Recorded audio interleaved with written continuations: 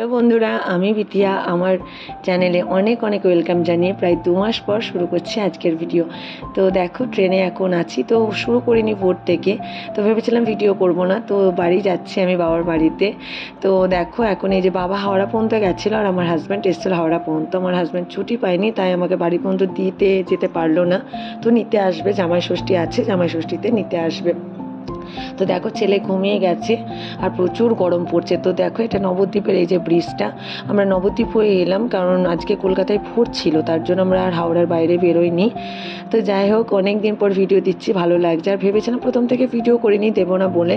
তো অনেক ব্যস্ত হয়ে পড়েছি বলেই না আজকাল আর ভিডিও দেওয়া হয় না, কারণ ছেলেকে স্কুল ভর্তি করেছি, ওকে নিয়ে আসা যাওয়া, হাজব্যান্ডের ডিউটি। তো যাই হোক, সেসব নিয়েই ব্যস্ত হয়ে গেছিলাম। তো এই দুপুর 3টের সময় পৌঁছেছিলাম, তারপর সন্ধ্যা 7টার মতো বাজে। তো অনেক দিন বাদে মাকে বলতে পারো জীবনে কোনো দিনও না, লাইফে প্রথম মাকে ছোট্ট করে একটা সারপ্রাইজ দিচ্ছি। তো সেটা আমার বরের উদ্যোগে, কারণ আমরা তো দেওয়ার মতো আমরা তো কোনো চাকরি বাকরি করি না যে মাকে কোনো সারপ্রাইজ দিতে গেলো সেটা স্বামীর সূত্রেই দিতে হবে। তো মা তো অনেক কষ্ট করেছে আমাদের পরিবারের জন্য, তো আমাদের জন্য। তো মাকে তো জীবনে এমন কিছু করে খুশি করতে পারিনি, তো এবার আমার বরের উদ্যোগে এই খুশিটা করতে পেরেছি, জানো তো। তো মা কিচ্ছু জানে না, তো এই সারপ্রাইজটার ব্যাপারে আমি, আমার দিদি, বর ছাড়া কেউ জানে না। তো দিদিকেও বলেছিলাম বলবি না, তো বলেনি কিছু। তো মা দেখো, প্রথমেই আমার উপরে অবাক হয়ে গেছে যে কি এটা। তো মা ভেবেছে হয়তো আমি কিছু নিয়েছি, মাকে দেখাচ্ছি।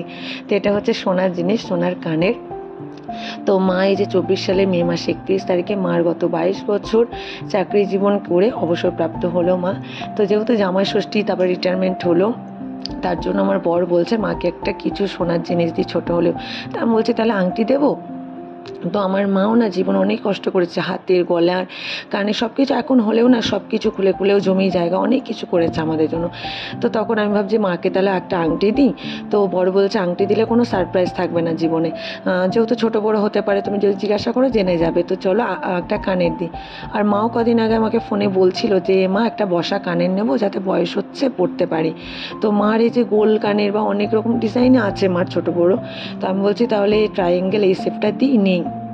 আর মাও কদিন আগে একটা মানে চেন বানিয়েছে, তো সেটাও ট্রায়াঙ্গেলের মতো। তো আমি জানি না, আনফর্চুনেটলি দেখছি এটা মানে পুরো একদম ম্যাচিং হয়ে গেছে কানেরটার সাথে। তো যাই হোক, মা তো মানে রেগে গেছিলো যে পরের ছেলে কি ভাববে না ভাববে। আমি যে কিচ্ছু ভাববে না, কারণ ওই প্রথমে আমাকে সাজেস্ট করেছিল যে চলো মার জন্যে তাহলে একটা কানের নিই। তো যেমন কাজ, ছেলে স্কুল ছুটি হলো তখন ভাবলাম বাড়ি যাবো, আর আসতেও হতো কারণ মার রিটায়ারমেন্টে যাচ্ছে, মাও একাকিত্ব ভোগ করবে। তো যেহেতু নাতি একটু সামনে পেলে ভালো হবে, কারণ দিদি তো দূরে থাকে, দিদিরা তো এই কদিন আগেই গেল। তো আমি আছি যেহেতু, তো মার কাছে নিয়ে যাই, মনটা একটু ভালো হবে। তার জন্য এই যে আবার যেমন ভাবনা তেমন কাজ, দোকানে গিয়ে নিয়ে এসেছিলাম। কিন্তু পেটের মধ্যে না গুড়গুড় করতো, কখন মাকে দেবো, কখন মাকে জানাবো। তো বাড়িতে দুপুরবেলা এসেছি, কিন্তু আর টাইম হচ্ছে না কখন দেবো। তো এই সন্ধ্যাবেলায় চা খেতে বসে হঠাৎ মাকে এরকম সারপ্রাইজ দিচ্ছি। তো মাকে পরিয়েও দিচ্ছে আগের কানেরটা খুলিয়ে।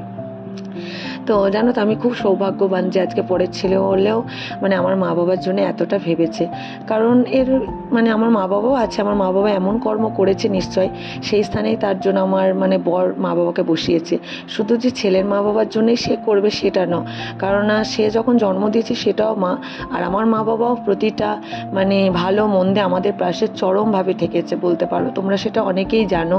তো আমার মা যেহেতু চাকরি করে, তো মার সমস্ত কিছু বলতে আমরাই দুই বোন, কেননা মার সুখ দুঃখ আমরা যদি ভালো থাকি না, আমার মা বাবার এর থেকে ভালো কিছু নেই। মা বাবা বলে আমার কিচ্ছু চাই না, তোমরা ভালো থাকো, সুখে থাকো, এটার মতো সুখ পরম তৃপ্তি আমার নেই। তো যাই হোক, আমি খুব হ্যাপি, আর ঈশ্বরের কাছে অশেষ ধন্যবাদ যেন আমার সত্যি স্বামী দিয়েছে এরকম, যেমন মা বাবার জন্য এরকম ভাবনা ভেবেছে। কারণ আজকালকার ছেলেরা শ্বশুরবাড়ির জন্য ভাবে না, তাই না? তো এটা আমার মা বাবাও নিশ্চয় এমন মানে হয়েছে, কর্ম দেখিয়েছে বলেই আজকে পরের ছেলেই ভাবেছে। অনেকেই হয়তো বলে যে হ্যাঁ জামাইয়ের গল্প করে, এই করে, অনেকেই শুনেছি, এগুলো আমার কানে আসে এখন, জামাইয়ের গল্প দেয়।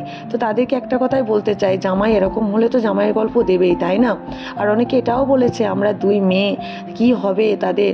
তো দুই মেয়ে বলে অনেকে অনেক মজা দেখতে চায়, তো তাদেরকে বলতে চাই তারা তাদের ভাবনাটা ভাবুক, তাদের কি হবে। তার মানে আমার মা বাবার জন্য ভাবার জন্য ঈশ্বর আছে, আমরা আছি, তার কোনো চিন্তা নেই। আমরা দুই মেয়ে, দুই জামাই, 3 নাতি। আর এখন এটা মনে মনে পুরো গেঁথে নিয়েছি, আমার মা বাবা ছাড়া আমাদের যেমন কেউ নেই, আর আমার মা বাবার আমরা ছাড়া কেউ নেই। তো অনেক মানে কষ্ট, অনেক বলতে পারো ঠেকে শিখেছি, অনেক আঘাত পেয়ে পেয়ে আজকে এইটা আমরা মনে স্থির করে নিয়েছি যে মা বাবা আর মা বাবার সন্তান ছাড়া আমরা ছাড়া কেউ নেই পৃথিবীতে। দিতে পারলেই সবাইকে ভালো, তাছাড়া কেউ ভালো না, তারপরে তুমি খারাপ হয়ে যাবে, বুঝলে। আর পিছনে অনেক পরনিন্দা পরচর্চা সবই কানে এসছে। তো যাই হোক, এটা দেখো সন্ধ্যাবেলা আমরা যেহেতু আসছি, আর আমার মা এই যে মামার ছেলে, আমার বড় মামার ছেলে এসি যেহেতু কাজ করে, তোকে দিয়ে এসি অর্ডার করে আনিয়েছে, যেহেতু জানে আমার ঘরে এসি আছে, আমার ছেলে এসি ছাড়া থাকতে পারবে না, খুবই গরম পড়ছে মারাত্মক। তো দেখো এই তিনি আবার এসি লাগাচ্ছে। তো জীবনেও ভাবিনি যে সব কিছুই আমাদের বাড়িতে হবে একটা। তো পুরোটাই যা দেখো, সত্যি আমার মার একটা চাকরির উপর নির্ভর করে আজকে এত বড় বাড়ি, জমি জায়গা কি না নেই বাড়িতে, সব কিছু, কিন্তু সব কিছু আজকে সত্যি আমার মা করেছে বলতে পারো। আর মার জন্য সত্যি আমরা সব সুখ ভোগ করছি। তো কোনোদিন ভাবিনি, তো এসিটা যখন দেখছিলাম চোখে জল আসছিলো, যে বাড়িতে কোনোদিন ভাবিনি যে ওখান আমরা ছোট ছিলাম সত্যি হেরিকেনের আলোতেও পড়েছি, কিন্তু আজ যে বাড়িতে ইনভার্টার, বাবা হাওয়া করেছে, কারেন্ট চলে গেলে আজকে আমাদের এসি, সত্যি ঈশ্বর আমাদের মাথার উপর আছে, আশীর্বাদ করছে। তো যাই হোক, এটা নেক্সট দিন, পরের দিন সকালবেলা। তো মা বলছে চলো আজকে সানডে আছে, একটু চার্চে যাই, অনেক দিন চার্চে যাওয়া হয়নি। মা চাই, মানে আমি যাইনি, এসে মানে আগের 2-3 মাস আগেও যখন এসেছিলাম যাইনি। আর চলো, যেহেতু মা আগামীকালই রিটায়ারমেন্টের শেষ দিন ছিল, তো ঈশ্বরের গিয়ে ধন্যবাদ দিই।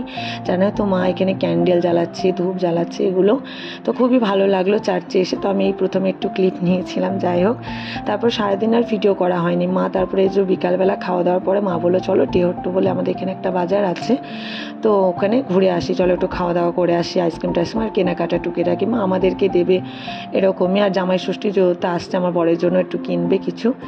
তো যাই হোক, এটাই ঈশ্বরের কাছে প্রার্থনা করি আগামী দিনগুলো যেন আমার মা বাবার খুব ভালো কাটে, সুস্থতা কামনা করি।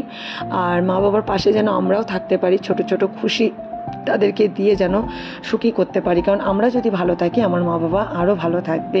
কারণ দেখবে, মেয়েরা বিয়ের পরে যদি ভালো থাকে না, তার মতো পরম শান্তি মা বাবার নেই। আর যদি মেয়েরা খারাপ থাকে বিয়ের পর, তার মতো দুঃখ মা বাবার নেই, তাই না?